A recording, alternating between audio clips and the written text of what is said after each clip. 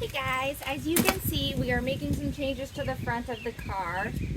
Essentially, I'm going from a stage 1 heat exchanger to a stage 2, which brings me to some awesome news.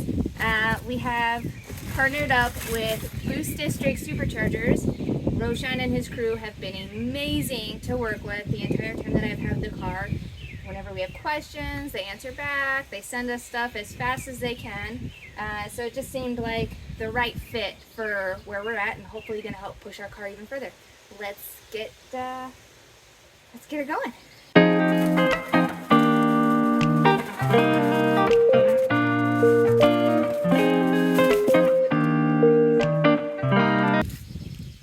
As you can see, I already went ahead and tore the whole front apart. I did leave this hooked up because there's still water in the system, and I didn't want to just pouring all over the place until I get this mounted up and situated. So.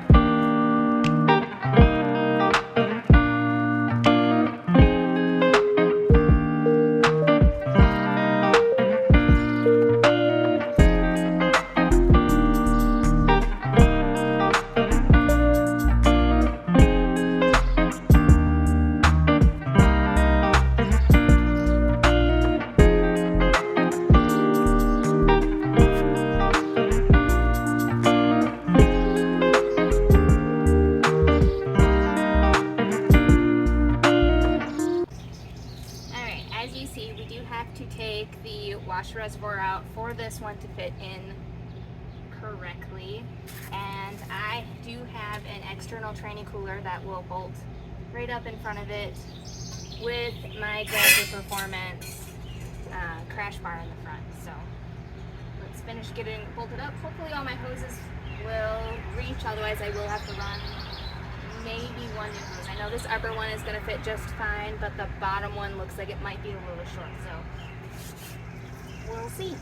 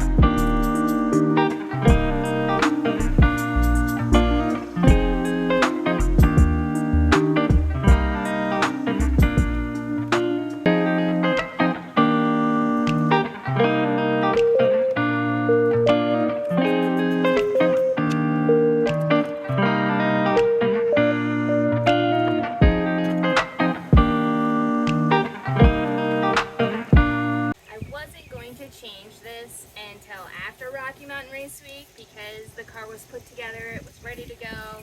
But after some test drives last night, the IATs were about 33 over ambient temp and wasn't even beating on the car, so I figured I might as well just go ahead and do it. I still have a week to go, plenty of time, no worries.